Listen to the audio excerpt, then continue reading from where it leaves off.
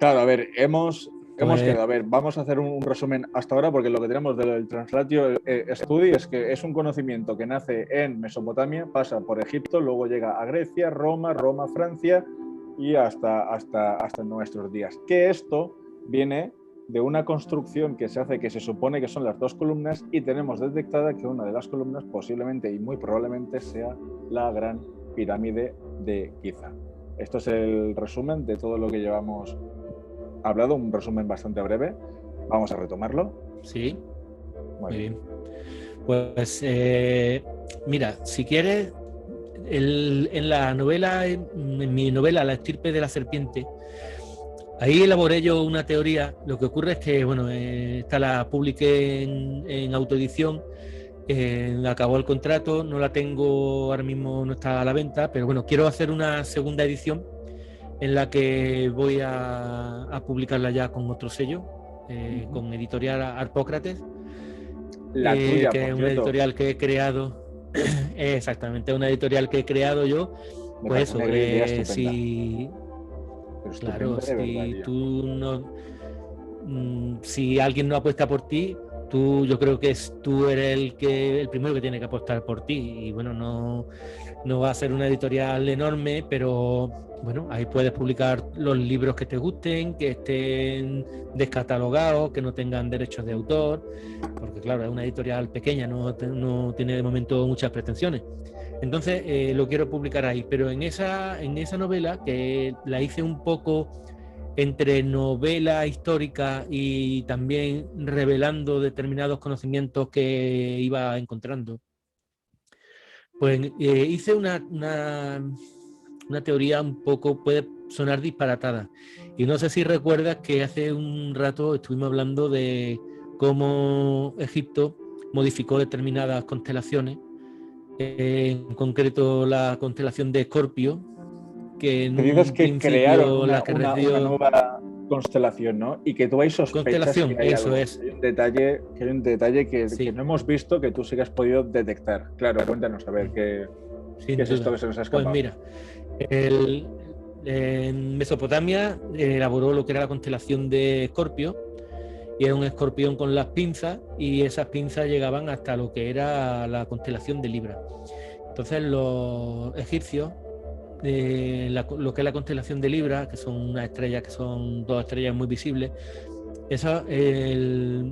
digamos, separan esas estrellas de lo que es el escorpión y crean una constelación que es una balanza que representa el Maat, una balanza que se utilizaba para pesar el alma y traer por ejemplo, se utilizaba cuando alguien moría, se ponía en un platillo de la balanza el alma y en la otra la pluma, y si era más pesado que la pluma, pues ese alma no pasaba al otro mundo, ¿no? Claro, era como la manera de Entonces juzgar ellos crean, a los muertos para ver si lo enviaban claro, según sus entonces el acciones, ¿no? Maat era como restablecer, claro, el Maat era como restablecer el orden, como que hubiese habido un periodo de caos, y ese Maat su finalidad es restaurar el orden, ¿no? Pero bueno, de ahí a crear una nueva constelación diferente de las que habían, porque bueno, el resto de constelaciones siguen siendo las mismas. ¿Qué sentido tiene crear una nueva constelación? Vale, pues mi teoría puede sonar absurda, pero ahí va. Mira, según esta teoría, la constelación de Libra, de la balanza, es la que se encontraba en el momento del diluvio en lo alto del firmamento. Vale. Y, ¿vale? Es la que estaba justamente encima del firmamento. Es que me está haciendo una reconstrucción Entonces, mental. Sí, escucho. ¿vale? En ese momento es como que tú tienes eso como referencia, y si tú pones a Egipto, concretamente la pirámide, en el fulcro de esa balanza, en el punto, digamos, de soporte de la balanza, tú tendrías dos platillos a ambos lados. Si tú tiras una línea recta que pase por Memphis y llegue al monte Kailas en los Himalayas, que es una montaña sagrada que se encuentra, la montaña más sagrada de para todas las religiones de la zona de India, del Himalaya. Es en esa montaña donde reside el dios Shiva. Vamos, es adorada tanto por los hinduistas, los budistas, los jainistas y los Bon, que es los Bon, estos son una religión chamánica del Tíbet. Bueno, pues si tú pones utilizas la Gran Pirámide como fulcro de esa gran balanza y el otro platillo lo pones en el monte Kailas, resulta que en el otro extremo de la balanza estaría aproximadamente en una zona, por la zona de las Canarias, que es donde tradicionalmente se situaba la Atlántida. La Atlántida, en la zona de las... Sí. Resulta que el monte Kailas, ¿te suena de algo el monte Kailas? No me suena. El monte Kailas no me suena de nada. Vale, pues búscalo. El monte Kailas está en el Himalaya, está en el sur del Himalaya. Vale, pues si tú ese lo pones como si fuese un plato de la balanza y el fulcro o el soporte de esa balanza lo pones en la Gran Pirámide de Keops, en el otro extremo tenemos en la zona de las Canarias, que es donde se supone que estaba la Atlántida. Vale, el monte Kailas es el monte sagrado, un monte sagrado de la mitología hindú, que es el monte Meru. El monte Meru es un monte espiritual, es un monte sagrado, un monte místico, mitológico. O sea, no, digamos que no es una montaña que se llame montaña Meru o monte Meru, sino es un monte místico. Vale. Pero lo que son todas esas tradiciones, todas esas religiones de aquella zona, digamos que ellos consideran que ese monte Meru está personificado en el monte Kailas. ¿Vale? El monte Meru está personificado. Que el monte Kailas es creo que ya sé por dónde, ¿vale?, van a ir los tiros. Creo no lo vas a ver. No lo vas a saber. Pues seguimos escuchando. No sabes. Sigue. Vale. Según mi teoría, esa montaña, ese monte Kailas, sería en la columna de piedra. Y hay una gran similitud. Hostia, entre... curioso, tío. Sí. Busca Monte Kailas y su construcción, su extraña construcción en forma de pirámide. Hay muchísimos autores que han hecho estudios sobre esa curiosidad, como el Monte Kailas está tallado además a cuatro caras, a modo de pirámide. Como las de Bosnia. Pero lo más... sí, lo que pasa es que eso es un pico en medio de una gran cordillera. A lo mejor no tiene tanta,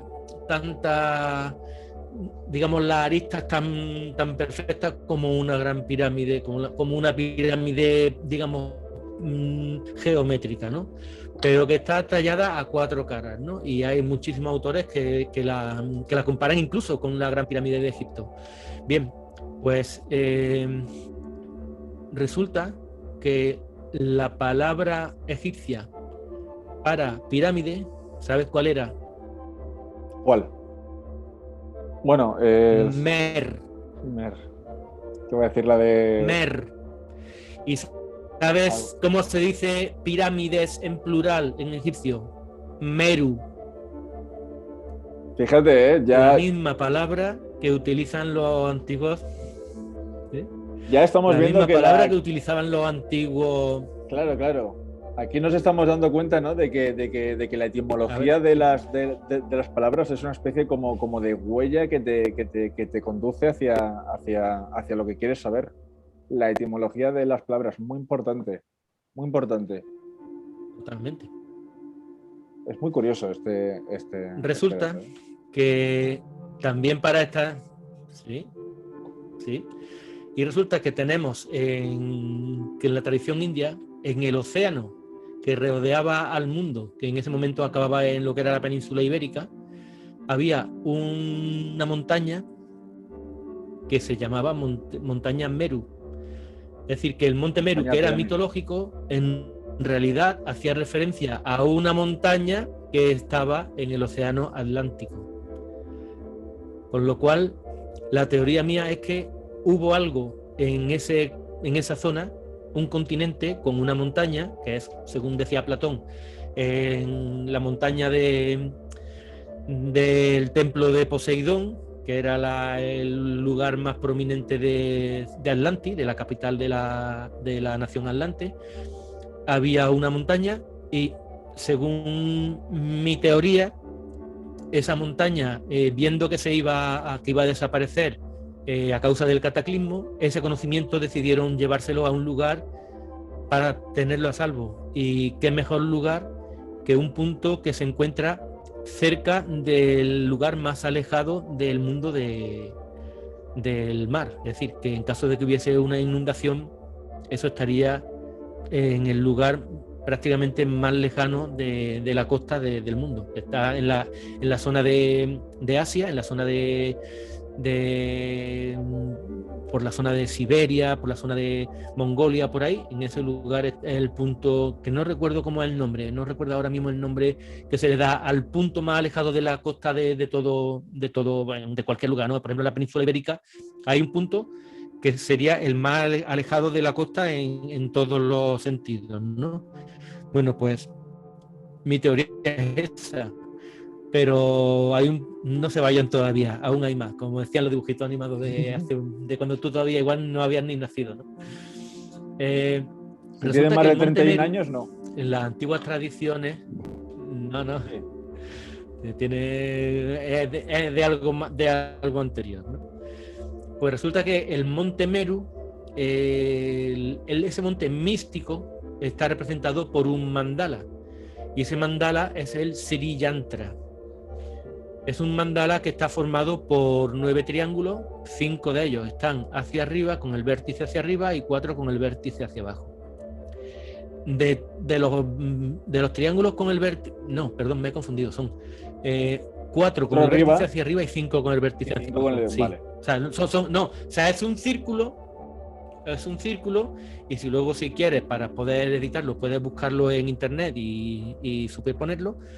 Es un círculo. Se pondrán imágenes. Vale. Ahí es un círculo y tiene 4 triángulos, digamos, prácticamente desde... Bien, pues el vértice, el triángulo mayor, de mayor tamaño de los que tienen el vértice hacia arriba, si tú coges y alineas la base de ese triángulo con la base de la Gran Pirámide y el vértice de ese triángulo con el vértice de la Gran Pirámide, resulta que hay un punto en ese mandala, que es el triángulo interior y el más pequeño, que tiene dentro un punto, que ese punto es el Bindu, se llama Bindu, y es el punto de la generación.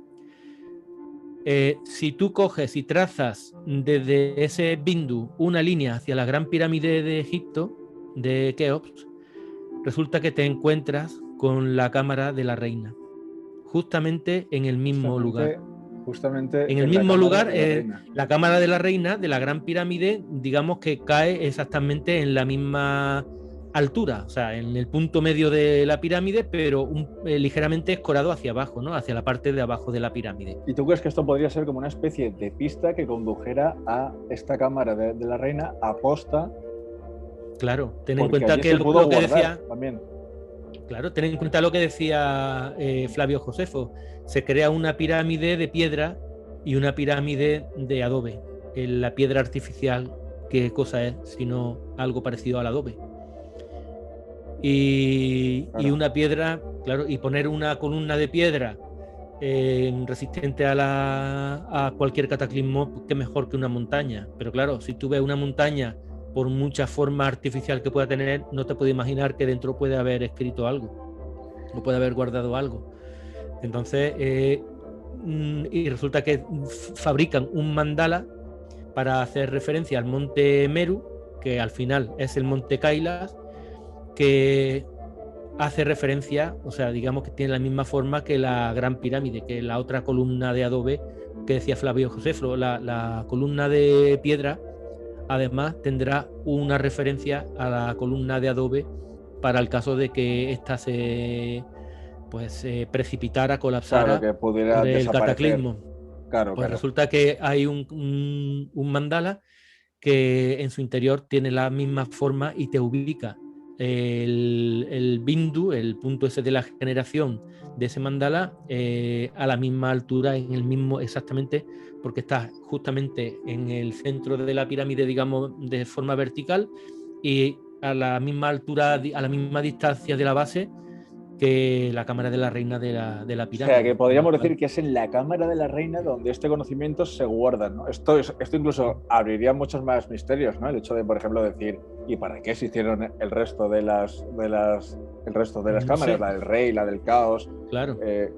lo de los conductos, pero Hombre, bueno, sí, almacenar allí, almacenar en ese lugar tanto conocimiento, pues no sé, salvo que ahí se indicase, pues claro, la cámara de la reina tampoco es que sea excesivamente voluminosa para almacenar, pero claro, en qué todo el soporte conocimiento guardaron que la hay. información, es que eso es más complicado de saber, ¿no? O sea que no sabemos. Desde luego el punto ese que ya te digo que está que está a la misma altura, y que luego si quieres te paso una imagen y vamos, puedes ponerla perfectamente aquí en el vídeo. Claro, sí, perfecto. Porque tengo la imagen, te lo puedo poner ahí y ahí verás perfectamente. Incluso la cámara del rey no es que haya, verás, tiene cierta similitud, a la hora de explicarlo así verbalmente un poco más complicado, y se van a liar tus oyentes, pero bueno, con la imagen que te voy a pasar va a ver como que eso es totalmente así, ¿no? Entonces, Claro, ya sí. tiene un motivo para crear una nueva constelación, ¿no? Era la constelación que estaba en lo alto del firmamento en el momento que se produce un cataclismo que obliga a desplazar los conocimientos de un lugar en el que, si sabían que se iba a producir un cataclismo que iba a destruir a la población, sabían más que de sobra en qué lugar se iba a producir esa catástrofe, y sabrían de sobra que ese lugar sería ese continente que antes se conocía como Atlántida. Y qué mejor pista de decir, este conocimiento lo queremos preservar, que utilizar ese símil de la balanza. Bueno, pues si estaba en este lugar en concreto, en este monte, que según las tradiciones indias, decían que se llamaba Monte Meru y que estaba en el océano Atlántico, pues qué mejor forma de llevarlo, que decir que ese conocimiento de ahí se ha trasladado a otro lugar para ponerlo a salvo, que utilizar ese símil de la balanza. Como volvemos a decir, una vez más todo vuelve a estar encriptado, pero sí que me parece interesante. Bueno, para empezar, quiero que comentes una cosa para los oyentes. Es una cosa que tú a mí ya me lo comentaste en llamadas anteriores que nos hicimos, pero me resultó muy interesante y yo no lo sabía, y sí que me gustaría que lo supieran los oyentes, y es: ¿por qué se esconde tanto secreto en las constelaciones? Me encantó cuando me dijiste, creo que esto es interesante que lo sepan. Pues mira, es tan sencillo como que si tú quieres comunicar algo eterno, tienes que recurrir a algo eterno como soporte. Tú no puedes recurrir a referentes de tu cultura, de tu civilización. Por ponerte un ejemplo que se me ha venido ahora mismo a la cabeza. Es decir, si tú quieres hablar de algo absoluto, tienes que recurrir a algo que sea absoluto y a un referente que vaya a estar en el momento en el que tú vas a utilizar esa información. Es decir, tú y que no lo puedas cambiar tampoco, ¿no? Claro. Entonces tú quieres ocultar algo, no ocultar en este caso ese tipo de conocimientos ancestrales, pues que pretendían salvarlo de una catástrofe, de la desaparición absoluta. ¿Qué clave puede darle para que alguien que venga, como decían esos mismos textos de tanto de Flavio Josefo como de Avicena, ¿no? ¿Cómo guarda eso para que una generación futura que pudiera eventualmente salvarse del diluvio, porque no las tenían todas consigo, según esos autores, de que alguien pudiese salvarse, pero alguien que eventualmente pudiese salvarse y llegase a ver lo que había en esos refugios, que pudiese interpretarlo. Entonces, si te fijas, de las primeras ciencias en las que se avanza son las ciencias de las estrellas. Claro, todos los escépticos dirán, claro, pero es porque eso era necesario para el ciclo de los cultivos, para saber cuándo tenían que regar, para saber de verdad. Bueno, que esa información sea cierta necesario... no hace que no sea cierta. Claro, tú lo utilizas, pero que a ti no te hace falta contar los días para saber cuándo llega el momento propicio de regar. Eso te lo da la naturaleza. O sea, tú ves el trigo y no hace falta que te digan que es 25 de julio para segarlo. Tú ves que el trigo ya está amarillo y está ya preparado para la siega. ¿Sabes qué? Claro. Decían, bueno, el tema de las constelaciones, ¿por qué son importantes? Pues porque algo se guardó y se pretendió encriptarlo bajo una clave que fuese fácilmente interpretable en cualquier momento. Entonces tienes que utilizar referencia absoluta. ¿Y qué referencia más absoluta? A algo que permanece ahí por más que cambie el clima de la zona norte de África y Claro. lo que era un vergel luego se convierta en desierto, o que una montaña en un momento dado se erosione por culpa de la lluvia y se quede. Eso de ahí arriba es inmutable y yo creo que es la causa por la que las primeras investigaciones eran referidas a eso, a la estrella y a la necesidad de darle forma. Sobre todo por eso, ¿no? Claro, porque en resumidas cuentas es porque nadie lo puede cambiar, como te he dicho, es inmutable y siempre va a estar ahí. Entonces, claro, Totalmente. Resulta que es el mejor sitio. Yo, mira, son cosas que tú me dijiste y me quedé yo como diciendo, hostia, tío, pues es verdad, pero luego dije, hostia, ¿cómo no te has dado tú cuenta? Si es que es evidente, ¿no? Entonces son esas cosas que bueno, que son curiosas y también son divertidas, ¿no? Claro. Me imagino que igual aquí nos está escuchando alguno y ya está diciendo, claro, pues yo sé que lo sabía, es que este tío no está en lo que está, yo no lo sabía. Pero bueno, sí que es cierto que me pareció muy interesante esto. Luego, hay una pregunta que yo te quería hacer, que es, la gente se estará preguntando, en estas columnas de adobe y de piedra que se hacen, ¿qué es lo que ahí dentro ponía? Ahora ya llegamos a la clave. Es imposible poder saberlo porque evidentemente Claro. no lo tenemos, pero si recurres a los viejos libros, pues te das cuenta que algo hay. Y bueno, yo creo que lo hemos hablado cuando en la otra ocasión estuvimos pues tomando contacto y un poco hablando de lo que íbamos a debatir en este programa. Te hice referencia a un libro que ha pasado totalmente, bueno, no es un libro, es un papiro, el papiro de Derbeni, y es verdad que apareció sobre mediados del siglo pasado. Y bueno, pues tiene una serie de textos que lo interpretan pues un poco lo que decimos, ¿no? La ciencia oficial, la ciencia ortodoxa te lo interpreta como que han leído algo y no le dan no le dan la mayor importancia. Pero es que lo que dice ahí me parece de lo más revelador y es un poco la prueba clave que a mí me dice que eso estaba metido en ese archivo prediluviano que se trató de preservar, ¿no? El conocimiento del origen del universo.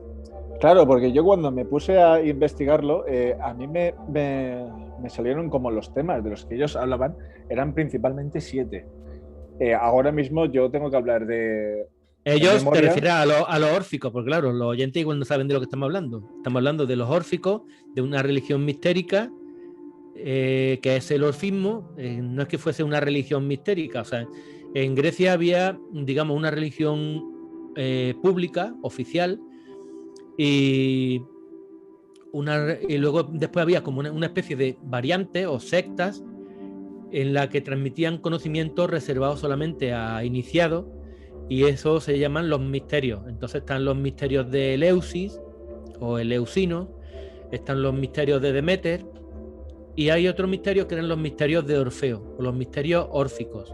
Y es dentro de este contexto, de esta rama religiosa iniciática, en la que se encuadran este tipo de papiro, ¿no? El papiro de Derbeni, que era un documento, al parecer era de consumo interno de los propios órficos, de los propios iniciados de esa congregación, que en teoría no debería haber salido a la luz, porque está revelando cosas importantísimas, cosas que nadie se puede imaginar que en el siglo cuarto o tercero antes de Cristo aproximadamente, que es cuando está datado este papiro, se pudiera manejar en ambientes de determinado nivel cultural.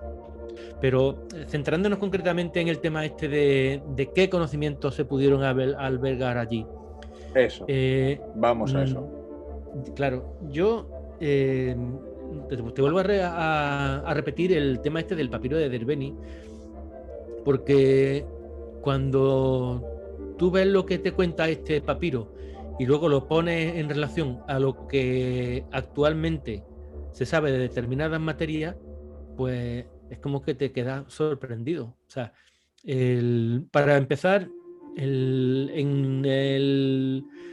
aquel tiempo de los primeros filósofos de la Grecia clásica, estaban ya hablando de átomos, de que toda la existencia estaba conformada por átomos. Muy interesante. Claro, muy interesante. Tú puedes sacar por lógica que sí, que tú, si tienes el cuerpo humano y eres capaz de cortarlo en pedacitos, llegará un momento en el que habrá una porción que sea indivisible. A esto lo llamaban átomos, pero más que la ciencia que realmente se estudiaba en ese momento, yo me voy a ese tipo de conocimiento. Y mira, por ejemplo, que existía un conocimiento aparte de esos que han llegado hasta nosotros, también nos hablan los libros antiguos. En una carta de Alejandro Magno a su maestro Aristóteles, en la que él le pidió que acudiese allí a la corte de Persia para que estuviese con él, y él le decía que ya era muy mayor para ese movimiento. Para esos trotes, ¿no?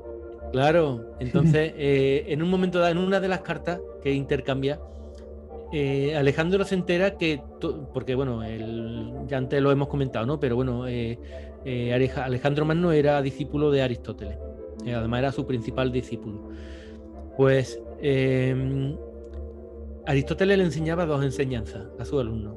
Le enseñaban unas enseñanzas exotéricas o públicas y otras esotéricas o reservadas. Digamos, estas enseñanzas reservadas se llamaban acroamáticas. Y al parecer llegó a oídos de Alejandro que Aristóteles había decidido poner por escrito esa enseñanza, tanto las públicas como las privadas. Entonces dice, y le manda las cartas y le recrimina a su maestro que ponga por escrito unas enseñanzas que son reservadas para iniciados, y que digamos que si eso lo hace público, esa excelencia que esos iniciados tenían, que desaparecía, que cómo se le había ocurrido escribir esas enseñanzas que eran tan elevadas y tan reservadas. Respuesta de Aristóteles: no te preocupes, porque esas enseñanzas las he publicado y no las he publicado. Es decir, he escrito algo y solamente el que tenga la clave de lo que esos escritos dicen sabrá entenderlo. Entonces, mensaje descifrado, una vez más. Entonces, claro, eso está escrito, eso es así. O sea, que había una enseñanza pública y una enseñanza privada reservada a iniciados, que Aristóteles la escribió. O sea, que algunos de los libros que escribió Aristóteles, que la gente interpreta de forma literal, pues igual habría que interpretarlo con algún tipo de clave, para entender lo que realmente quiso decir, porque en esa carta dice claramente que lo escribió y no lo escribió. Entonces, trabajan esta gente con acertijos, lo mismo que hacía Orfeo a su discípulo. La verdad es que se me ha estado ocurriendo una idea mientras me decías estas cosas, que no sé lo que te va a parecer, pero a mí me resulta interesante. Digo, que no sería interesante si alguna vez cogiéramos un texto de esos antiguos y decimos, a ver, porque claro, la gente se está preguntando, ¿y esto? ¿Cómo coño se puede descodificar? Pues oye, estaría bien que trajéramos un texto y lo intentáramos descodificar para que la gente pueda ver un poco qué lectura pueden tener esos textos. No sé, se me ha pasado que podría ser una idea. Pues mira, voy a pasar inmediatamente a hacerlo. Y... Ah, sí, genial, oye, pues si te animas. Vamos a hacerlo. Y vamos a hacerlo precisamente con el papiro de Derbeni. Yo te decía que el orfismo era una religión en la que, en el propio papiro de Derbeni, que ya te digo, ese documento en teoría debería haber pasado totalmente desapercibido, debería haber desaparecido, porque era para consumo exclusivo de los iniciados, y al parecer en un entierro, en un funeral de un iniciado, ese papiro pues lo echaron al fuego para que ardiese en la llama junto con el fallecido. Pero afortunadamente para nosotros, ese papiro se conservó en parte, bastante parte, otra parte se ha destruido por el fuego, pero ha quedado mucha parte y podemos saber qué es lo que decían los órficos en petit comité, solamente para su iniciado. Y bueno, pues resulta que no tenemos ni más ni menos que el mito de la creación del universo. A ver, tradicionalmente lo que dicen en la mitología griega sobre la creación del universo es que existió en un primer lugar Urano, que Urano tuvo pues con una hermana pues se dedicó a procrear, a realizar el acto sexual de forma ininterrumpida y sin extraer su órgano, su falo del vientre de su hermana. Entonces continuamente procreaba hijos, pero no podían salir del seno de la madre. Cuando la madre está que va a reventar, bueno, en la historia que él lo hacía porque había un oráculo que decía que uno de sus hijos lo destronaría. Entonces dice, si yo copulo de forma continua con mi mujer hermana y impido que salgan al exterior, pues no me van a destronar. Pero claro, la madre o mujer hermana que está que va a reventar, pues se pone de acuerdo con uno de sus hijos, que es Cronos, o como decían los romanos, Saturno, y llega a un acuerdo con él que desde dentro, con una hoz, le corte los genitales a su padre, con lo cual ya queda desligado de la madre y toda la progenie que ha generado, que son los famosos titanes, salen del interior del seno de la madre y Cronos, digamos, se erige en rey de esa dinastía. Entonces derroca a su padre y a su padre pues lo aparta y él es el nuevo señor del universo. Posteriormente, Cronos, Saturno recibe otro oráculo que dice que a él le va a pasar lo mismo que le ocurrió a su padre, que uno de sus hijos lo iba a destronar. Solución: si hago igual que mi padre, me va a ocurrir igual que mi padre. ¿Qué hago? Dejo que salgan, así no evito que en esta ocasión también era otra hermana, esposa, pues que esté a punto de reventar, y le quito esa presión y en el momento que nazcan me los como, los devoro.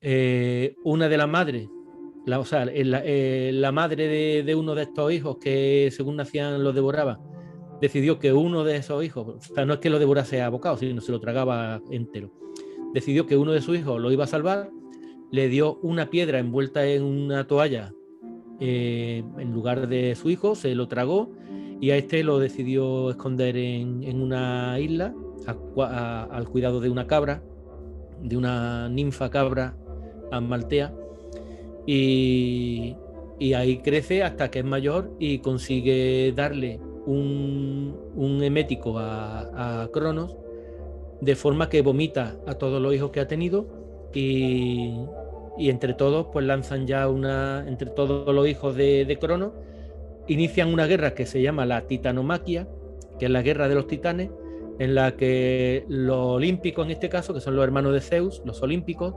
luchan contra la generación anterior, la generación de su padre, que son los titanes, los vencen, los echan al Tártaro, de vuelta al Tártaro, y ya se inicia el reinado de Zeus, ¿no? Que es un reinado...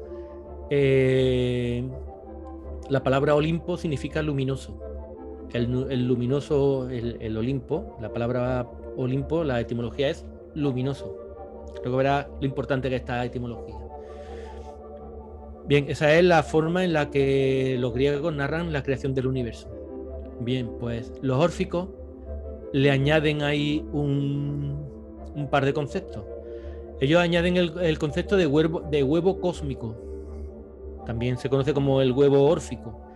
Un huevo cósmico. Ellos dicen que, por así decirlo,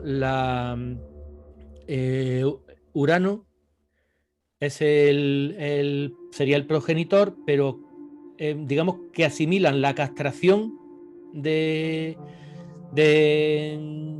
Cronos, esa castración, que al final cuando Cronos castra al padre, claro, sale todo lo que es el material genético de Cronos como si fuese una eyaculación, ¿no? Vale, pues los órficos directamente lo llaman ya huevo cósmico a esos hijos que están dentro de la madre que va a reventar porque el padre no la saca, impide que salgan los hijos. Bueno, pues ese momento en el que están todos los hijos ahí metidos, a ellos lo llaman huevo cósmico, y que en un momento dado se produce una explosión, estalla ese huevo cósmico, y se produce un fenómeno que se llama la eyaculación de éter. Es como que dentro de ese huevo, todo eso que está ahí concentrado sale expulsado en forma de eyaculación. Y sale de ese huevo. A esa eyaculación de éter va acompañada de un intenso fogonazo que ellos llaman Fanes, el dios Fanes, que además es un dios que aparece en ese momento y luego después ya nadie sabe dónde va. Y luego ya de esa materia que sale de ese huevo cósmico, de ese huevo órfico, ya aparecerían lo que son los titanes. Y luego ya el resto de la historia de la lucha con los olímpicos y la titanomaquia sería igual, ¿no? Vale, eso es el mito órfico de la creación del universo. ¿Vale? Te voy a narrar ahora un poco lo que dice el papiro de Derbeni. ¿Vale? Según el papiro de Derbeni, después de que se produce el fogonazo ese de Fanes, habla de Crono, y Crono no te traen, porque los órficos ya hay dos cosas importantísimas. Es una, que utilizan acertijos para decir sus cosas, y otra, que son unos grandes amantes de la etimología. Entonces ellos te dicen que Crono la palabra crono no es del crono del tiempo, sino que proviene de una palabra griega que es kronos, que significa entrechocar. Y habla que partículas, o sea, cuando se produce el estallido del huevo cósmico, partículas, y te lo dice tal cual, interaccionan y se mueven a una gran velocidad, chocan entre sí y no pueden unirse. Y eso es debido al inmenso calor que hay. O sea, un calor hace que las partículas se muevan, o sea, sin saber que efectivamente cuando tú calientas un gas, las partículas se ponen en un movimiento, se agitan, alocado, claro. Claro, pero claro, es que esto me dice, claro, si cronos es entrechocar, si la palabra cronos significa entrechocar. Bien, el cronos, ellos lo sacan de la palabra cronos, los órficos la derivan de... Claro. De cronos, que es crono, de crono, que significa entrechocar, y nous, que es inteligencia que entrechoca. Es decir, es como que partículas a causa del calor se mueven y chocan entre sí y no pueden claro, que no pueden como mezclarse, como no pueden mezclarse, efectivamente. Claro, pero es que ellos a causa del calor. Que dio a causa del calor. Y esto a mí me hace pensar a que cuando se crea el universo, científicamente Espera. Perdona, Carlos. Te lo termino entero y luego ya después me dices toda tu teoría del Big Bang. Perfecto. ¿Vale? Aquí sigo yo tomando notas. Vale, venga. Tenemos a Cronos, que viene, ellos lo derivan de Chrononous, que es eso, intelecto que entrechoca, y habla de partículas que entrechocan a causa del inmenso calor. No sé si has visto el cuadro Saturno devorando a su hijo. Creo que es un cuadro hace de Goya. Muchísimo tiempo. Sí, bueno, de Goya. Es un cuadro tenebroso. Digamos que pues un personaje que está devorando a alguien que ha salido al exterior, alguien que además Zeus digamos será el dios del Olimpo, de ese reino luminoso, con lo cual lo que hace Cronos es tragarse a alguien que acaba de recién salir del interior de su madre. Lo que hace es se lo devora. Acabo de ver el cuadro. ¿Vale? Lo devora a alguien alguien luminoso, porque Zeus es el dios del Olimpo, y la palabra Olimpo significa luminoso. O sea, alguien que es luminoso, alguien que va a reinar un mundo luminoso, que en el momento que nace, el padre se lo traga. ¿Vale? Luego el papiro de Derbeni continúa y dice que Zeus lo deriva de la palabra zeugároma, que en griego significa unir. De esa palabra zeugároma deriva, por ejemplo, yugo, que es esa herramienta que une a dos bueyes para arar en el campo antiguamente, o cigoto, que es ese huevo fecundado por el espermatozoide, en el que se ha unido el huevo femenino y el óvulo femenino y el espermatozoide masculino, y forman el huevo, ¿no? Ese cigoto, ese huevo fecundado. Pues esta palabra cigoto, esa palabra yugo, proviene del griego zeugároma. Y Zeus, esta gente lo derivan de zeugároma, que significa emparejar. Y te dicen, en el papiro de Derbeni, que a causa del frío, esas partículas que antes, debido al calor, entrechocaban y no se podían unir, ahora, a causa del frío, se mezclan, se unen. Y por eso, cuando alguien habla de Afrodita y dicen que Afrodita es la diosa del amor, realmente a lo que están haciendo referencia es a esa unión de partículas que en un principio, a causa del calor, se movían y entrechocaban y no podían unirse, y ahora en esta nueva época de frío se unen.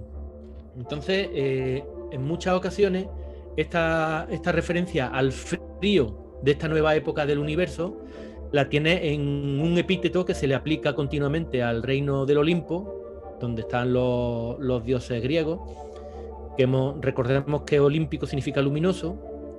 Pues resulta que tenemos tenemos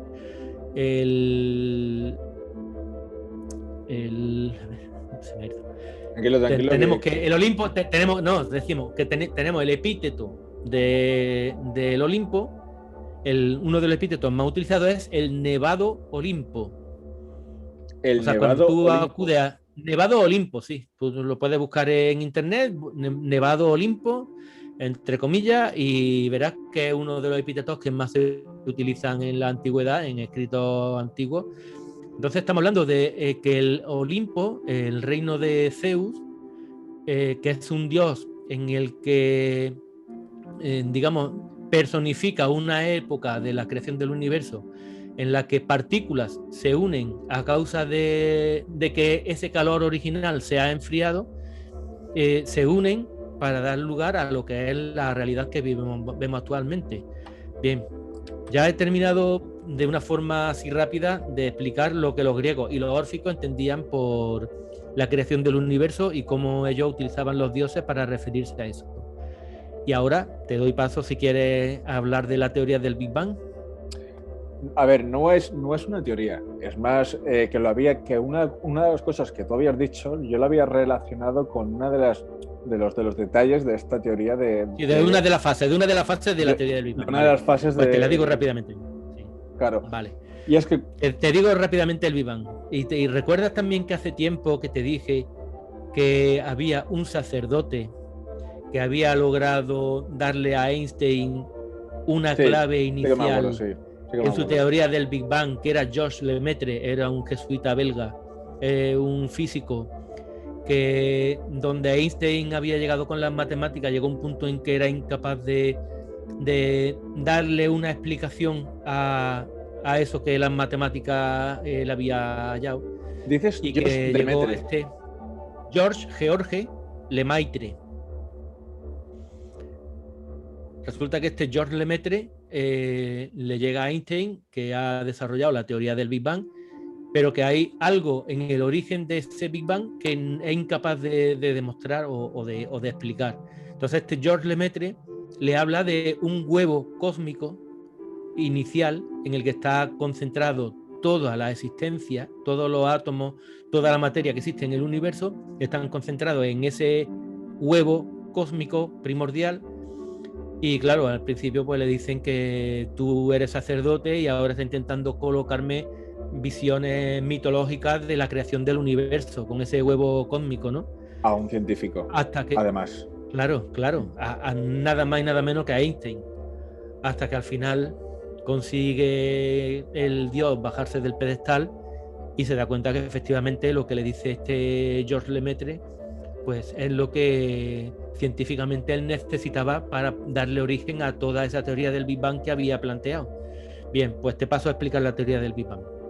Originalmente existe un huevo cósmico, con lo cual tenemos ya ahí el huevo órfico o el huevo cósmico de los órficos, en el que está concentrada toda la existencia. O sea, todo lo que existe actualmente está condensado en un punto del tamaño inferior a un átomo, pero ahí está concentrada toda la materia y todo el calor de una forma infinita, ¿no? Todas lo que son las 4 fuerzas fundamentales del universo, la fuerza nuclear débil, fuerza nuclear fuerte, la gravitación y el electromagnetismo, esas 4 fuerzas fundamentales están concentradas ahí y no existen. Vale. Eso está ya en un momento dado. Sigamos, o sea, ya tenemos un huevo cósmico con todo lo que luego después va a formar parte del universo concentrado en ese huevo cósmico.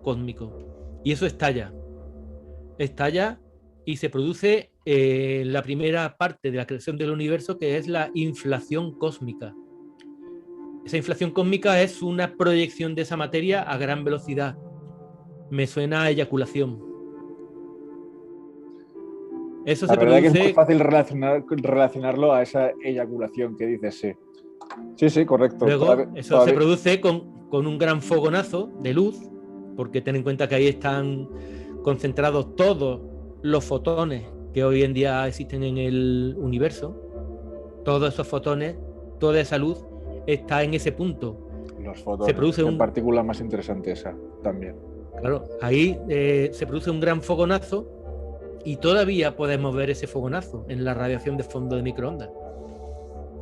Es decir, ahí tenemos a Fanes, a ese dios Fanes que aparece y que los estudiosos de esa mitología dicen que luego después no saben, ya desaparece. Claro, es que en el momento que se produce esa explosión, esa inflación cósmica o eyaculación de éter, con ese gran fogonazo de luz que es Fanes, ya eso desaparece. Porque luego viene la era de Cronos. En la teoría del Big Bang sería la edad oscura del universo. Es una edad en la que hay tal cantidad de calor que proveniente de ese estallido inicial, hay tal cantidad de calor que la materia subatómica, las partículas subatómicas, se mueven sin poder mezclarse entre sí y formar átomos más complejos. Y es debido a ese calor, y entrechocan continuamente.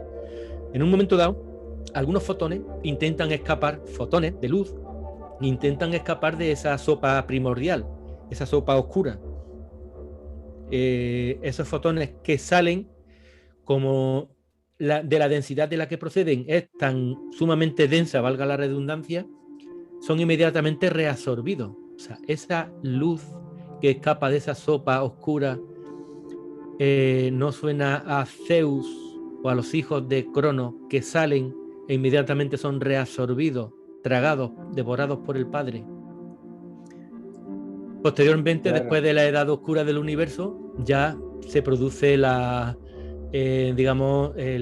causa del frío empieza a enfriarse esa sopa primordial y esa sopa primordial, esa materia que forma parte de la sopa primordial, empieza a unirse, formando el universo actual, que según Stephen Hawking dice que es un universo frío y luminoso, o hablando en lenguaje mitológico, Nevado Olimpo.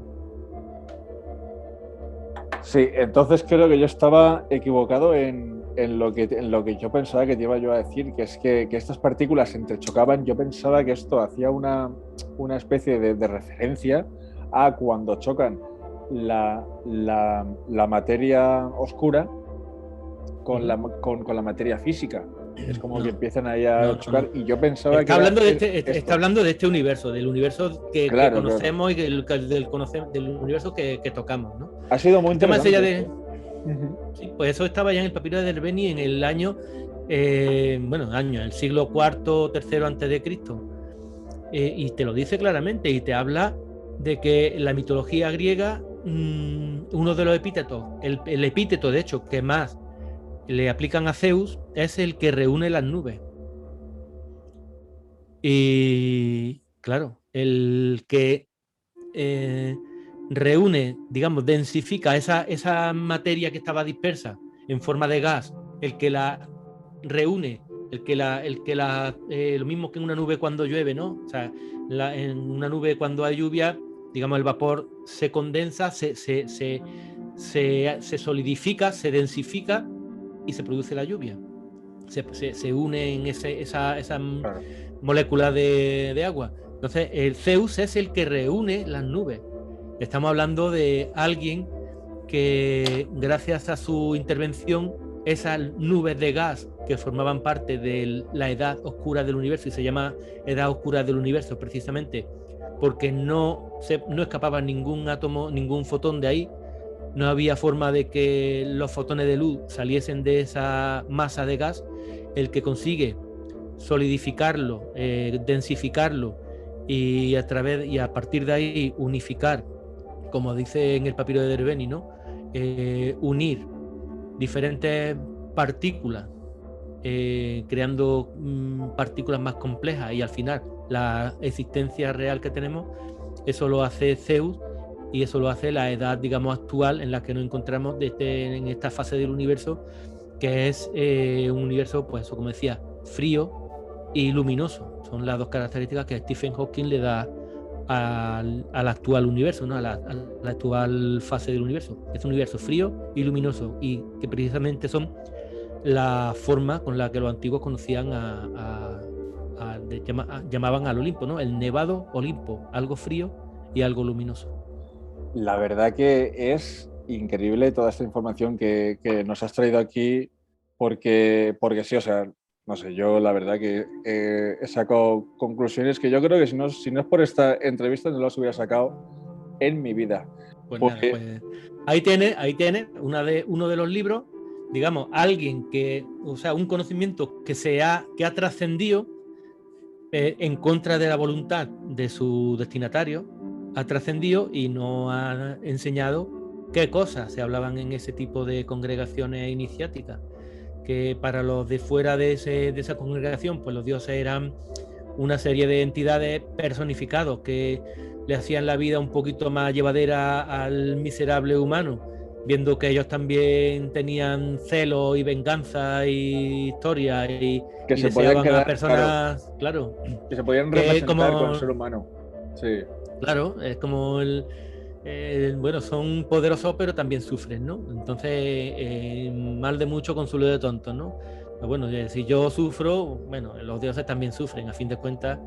Eso es lo que se pensaba de cara al exterior, pero de cara al interior, esta gente ya estaban manejando conceptos que le decían que lo que escuchaban fuera, era, digamos, la parte externa de las enseñanzas que ellos realmente estaban escondiendo. Entonces, ¿quién dice que esos conocimientos que esta gente manejaban en ese tiempo no fuese parte de lo que se escondía en esos lugares que se preservó, donde se preservaron unos conocimientos prediluvianos, ¿no? Antes de que desapareciesen por no haber sido transcritos en algún sitio.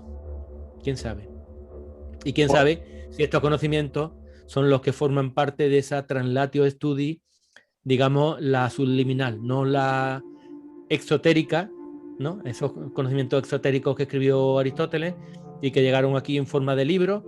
Y bueno, pues igual por ese motivo, por ser conocimientos tan poderosos, y bueno, pues si quieres ya, cuando quieras podemos empezar a hablar de algo tan sorprendente como determinada referencia también un poco misteriosa que autores de la Edad Media nos colaron en libros, en teoría, científicos, ¿no? Que hablaban de estrellas, como puede ser Alfonso X el Sabio en su libro de Saber de Astronomía, o el propio Chrétien de Troyes en su libro del Cuento del Grial.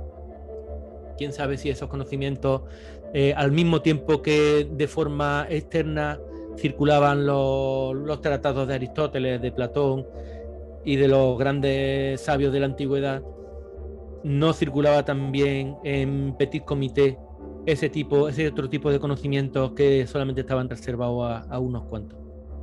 Sí, y sobre todo el a ver si alguna vez vamos a tener la ocasión de poder disfrutar todos de ese conocimiento, o por lo menos de parte de ese conocimiento, si es que no lo estamos disfrutando ya de manera inconsciente con las nuevas tecnologías que están llegando. Porque hasta ahora, haciendo un análisis o un resumen de lo que hemos tratado hasta ahora, es cómo este conocimiento se ha ido trasladado desde Mesopotamia hasta Francia. Ya hemos mencionado por qué otros imperios pasa. Hemos comentado la importancia de por qué el conocimiento se guarda en las estrellas, que eso es también muy importante. Y hemos hablado de que el origen podría ser la Atlántida, bueno, la Atlántida, Lemuria, Mu, quién sabe, cualquiera de estos continentes que estaban ya antes que nosotros. ¿Tú con qué te quedas? O sea, para ti, ¿cuáles son vamos a decir, las tres cosas más importantes de esta charla que hemos tenido? ¿Cuáles serían para ti lo más Yo, referente? sin duda, lo principal, porque yo creo que a partir de ahí ya todo lo demás queda como muy en segundo plano. Lo fundamental es que hay autores que no reniegan de que existió una civilización anterior. Hoy en día parece que lo que es la seña de identidad que te puede dar la tradición, parece como que está desfasado, ¿no? Ya no utiliza a lo mejor como criterio de autoridad a estos grandes pensadores, ¿no? Salvo que trabajen en filosofía y sean, digamos, los objetos de estudio. No, pero hoy en día todo, olvidados. Claro, todo el conocimiento. Hablamos de Claudio Josefo y un Platón, claro, y estos sí que aparecen. Tienes razón. Claro, pero te va a la ciencia, te va a cualquier punto de la ciencia, y es como que parten de no sé, a lo mejor del Renacimiento, ¿no? Parten de ese de rerum natura, ¿no? De la naturaleza de las cosas, que de Lucrecio, que se reencuentra en el Renacimiento, y a partir de ahí te dicen que los dioses no existen y que todo, la naturaleza, toda la existencia son átomos, y a partir de ahí todo lo que se estudia en ese momento, si bien reconociendo la influencia de los autores clásicos, pero como que tú a lo máximo que te remonta como criterio de autoridad al Renacimiento. En la antigüedad no, en la antigüedad precisamente tiene a Platón. Cuando Platón habla de la Atlántida, no dice, oye, yo sé que la Atlántida existió, sino que pone como criterio de autoridad la larga dinastía de sacerdotes y la larga transmisión de esa idea de que existió un continente, porque claro, la Atlántida te dice que existió en esa civilización, pero que esa civilización estaba extendida por todo el mundo. Ellos hablan, por ejemplo, de que los atlantes estaban en guerra con Grecia, con Egipto, es decir, que parece como que en todo el mundo el conocimiento y una civilización técnicamente evolucionada estaba concentrada en la Atlántida y otro continente desapareció, pero lo que te dicen es que no, es que ese tipo de civilizaciones existían antes del diluvio, y te dicen que eso, que los atlantes pues estaban en continuas luchas con Egipto y que los tenían como sojuzgados, y que en una ocasión incluso se enfrentaron con los griegos y los griegos lograron vencerlos, ¿no? Es decir, que todo el mundo que se acerca al tema de la Atlántida parece que la Atlántida era una sociedad súper avanzada y en el resto del planeta lo que era pues prácticamente primates, ¿no? O bárbaros que luchaban con espadas contra rayos láser, y nada más lejos de la realidad. Estamos hablando de una civilización humana, planetaria, con un elevado nivel de conocimiento. Que ese lugar fuese, bueno, pues como hoy pudiera ser no sé, la biblioteca del Congreso de los Estados Unidos, ¿no? Que para los que les gustan el tema de los libros saben que ese es el lugar en donde se han propuesto recopilar todos los libros que se publiquen, y lo cogen como referencia a eso, o en la antigüedad la biblioteca de Alejandría, ¿no? Dicen, no, todos los conocimientos están en la biblioteca de Alejandría. Igual en ese momento la sede de ese conocimiento estaba en la Atlántida, y igual en ese monte Meru que dicen las tradiciones indias, que posiblemente fuese el templo de Poseidón, del monte ese en el que habla también Platón, de que en el monte que había en el centro de la isla de la ciudad de Atlantis había un templo de Poseidón, pues que en ese lugar fuese el referente a nivel bibliográfico y pues de esa ciencia, ¿no? Y que, bueno, pues como una forma de poner a salvo esa información, pues recurrieron a eso. Entonces, primera idea, que hay muchos autores que hablan de una civilización mundial con un nivel elevado de conocimiento, que eso no se perdió, que se protegió, y esos conocimientos lo ha preservado un colegio de sacerdotes, algún tipo de congregación que no tengan lo que son las pasiones, las bajas pasiones que afectan al ser humano normal y corriente, sino una serie de personas de un nivel moral intachable, sin ningún tipo de apetencia por el lujo, sino que el amor al conocimiento de las cosas excelentes está muy por encima de cualquier tipo de tentación física que pudiera poner en peligro esa tradición que ha recibido desde tiempos inmemoriales. Eso serían, digamos, las dos cosas que yo resumiría de esta conversación. Tú resumirías. Pues mira, yo voy a terminar con una idea, y es que, verás, cuando yo estuve haciendo un curso de egiptología ahí en la Universidad de Barcelona, y quiero recalcarlo, lo del curso en la Universidad de Barcelona, porque esto no lo he sacado de ningún libro, de ninguna novela, ni película, ni nada de eso, hablaban de una cosa muy, muy curiosa que se llamaban los pueblos del mar. Los pueblos del mar, que eran barcos que llegaban, nadie sabe de dónde, incluso nadie los ubicaba, y que peleaban contra los egipcios y contra otras civilizaciones, fenicios también, y cosas de estas. A mí es que me ha sorprendido que me dijeras que la Atlántida estaba en guerra, o que tuvo ciertas batallas con los griegos y con los egipcios, porque yo no he asimilado del todo que la Atlántida fuera contemporánea a las civilizaciones egipcias y griegas. Pero claro, esta incógnita de los pueblos del mar sigue abierta. Entonces, ¿quiénes eran estos pueblos, estos pueblos del mar que nadie sabía ni siquiera cómo conquistarlos? Porque para conquistar a alguien tienes que saber dónde está. Y estos tíos eran barcos que aparecían en el mar y nadie sabía nada más de ellos. Y me has comentado que podían ser contemporáneos las civilizaciones egipcias, griegas y la Atlántida. Y pero estamos hablando de tiempo anterior al faraón Menes. O sea, estamos hablando de tiempo anterior al diluvio. Claro. Pues estos pueblos del mar ya se entiende que son, digamos, posteriores. De los protopueblos de esta nueva civilización en la cual nos encontramos, ¿no? No, esas guerras que tenían es como que era en ese momento existía Atlántida, que también tengo yo mi teoría por lo que se hundió, pero bueno, ya creo que estamos concluyendo y ya lo podemos dejar para otro momento. No, pero... te invito a que lo digas. Claro, dilo. Mira, según Platón, la Atlántida era una tierra tan rica que tenía 2 cosechas anuales. Una que se regaba del agua propia de la lluvia y la otra que la extraían de acuíferos. Si tú te coges, por ejemplo, el plano de acuíferos de la península ibérica, que está en el Ministerio de Medio Ambiente, en el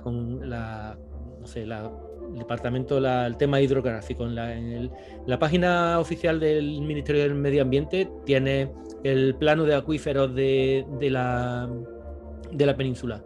La península ibérica completa está llena de acuíferos. Si esos acuíferos se desecaran, si cayese un satélite encima de la Tierra, esa Tierra precipitaría al fondo del océano. Y eso es lo que creo yo que pasó en la Atlántida. Platón dice que era una tierra tan rica que se producían 2 cosechas. Una se regaba con de la lluvia y la otra con agua que sacaban de los acuíferos. Eran tan ansiosos y estaban tan apegados a las posesiones que posiblemente esquilmaron esos acuíferos, los secaron, y eso fue lo que provocó que sin descartar, claro está, que se precipitase a causa de un satélite, ¿no? de un meteorito, pero que precipitase toda esa tierra firme porque desecaron los acuíferos que eran los que los sostenían a flote, por así decirlo. Claro, o sea que lo que tú estás haciendo aquí ahora es añadir otra causa más de lo que aquí pasó. Sin duda. Pues tampoco yo la conocía. Pero... No la puedes conocer porque esa es exclusiva mía. Sí, bueno, claro, no, pero como dices que también lo dice Platón, yo no sabía. Platón no dice que se hundiera. Platón dice eso, que eran tan avariciosos que no se conformaban con una cosecha con lo que le daba la naturaleza de por sí. O sea, que fue la avaricia. Sobreexplotaron los acuíferos que tenían, con lo cual lo dejaron a poco que hubiera una temporada de sequía y tirasen de ese tipo de agua subterránea de una forma desaforada, la tierra se quedó sin sustento. Y yo te invito a ti, Carlos, y a todos tus oyentes, que os acerquéis a esa página del medio ambiente y busquéis lo que son los acuíferos, plano de España de acuíferos subterráneos, y veréis que la península completa, lejos de lo que pueda parecer que no hay agua potable, que no hay agua, la península completa es un puro acuífero. O sea, sí. Si aquí en España ocurriese eso, que desecasen toda esa capacidad de agua que tenemos bajo nuestros pies, ocurriría lo mismo, precipitaría por falta de cimiento. Nos hemos quedado en que los acuíferos que tiene España son abundantes en todos los lados. Eso es. Y que si se sobreexplotaran y se desecaran, pues la tierra firme colapsaría porque le falta lo fundamental, los cimientos. Y probablemente esa es mi teoría de lo que ocurrió en la Atlántida, porque probablemente esa tierra sería parecida a lo que es la península ibérica, sobre todo de la zona del sur, con rocas calizas, como son todas las sierras de aquí de Andalucía, producto de la elevación de los sedimentos fósiles de crustáceos y demás, que son los que han formado la tierra caliza. Y de hecho la tierra de la Atlántida está vinculada a Neptuno, que es como si fuese una tierra que emergió del fondo del mar, con lo cual es posible que esas tierras fuesen calizas y lo que a su subsuelo estuviese lleno de agua y de cavernas llenas de agua y de acuíferos de piedra caliza que, pues, en el momento que se vaciaron, pues se quedan sin sustento y precipitó. La verdad que es lo que ocurre, por ejemplo, el ejemplo de lo que son las simas, ¿no? Lo que son las simas, los agujeros que se producen en el terreno. se quedan sin fondo, se evacúa un acuífero y se derrumba el techo que hay, o sea, la tierra que hay encima. Ya son las simas con ese. Joder, Manuel, eres todo en la Wikipedia, macho. No, son muchos años, más que una sí, ya veo. Son muchos años. A ver si la verdad que me encantaría poder contar contigo en el futuro, porque sé que ahora que estamos cerrando el programa, tú todavía tienes muchas cosas que sabes, todavía muchas cosas que quieres contar. Y a mí me encantaría poder seguir contando contigo para que aquí expreses tus ideas. A tu disposición. Ya sabes que aquí no hay problema. A mí me encantaría saber que has estado cómodo en esta entrevista. Totalmente cómodo. Que te ha gustado y que sí, además es que es el encontrarte ya pues eso, como en una especie de colegio de iniciados en los que, pero no nada de esto que está abocado a recaudar dinero, como decíamos al principio, ¿no? Que parece que muchas veces ellos lo que prefieren son adeptos que paguen cuotas, y el conocimiento pues ya no lo trabajaremos entre los altos iniciados, que bueno, a saber el conocimiento que tiene alguien que dice que tiene un secreto. Es claro, el conocimiento no puede estar privado. El conocimiento tiene que ser libre, y aquí en la Liga de las Almas Libres vamos a hacer que sea todavía más libre aún, para que todo el mundo seamos libres y que por lo menos actuamos sabiendo las consecuencias de lo que hacemos, conociendo el escenario en el que estamos, que es lo importante. Pues nada, te animo a ello.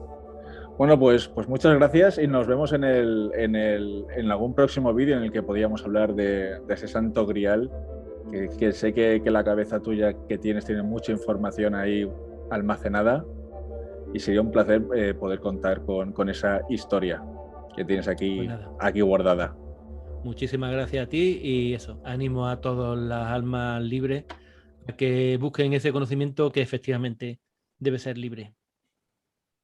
Muy bien, pues un saludo y hasta la próxima. Un abrazo, si Dios quiere. A ver, que para esto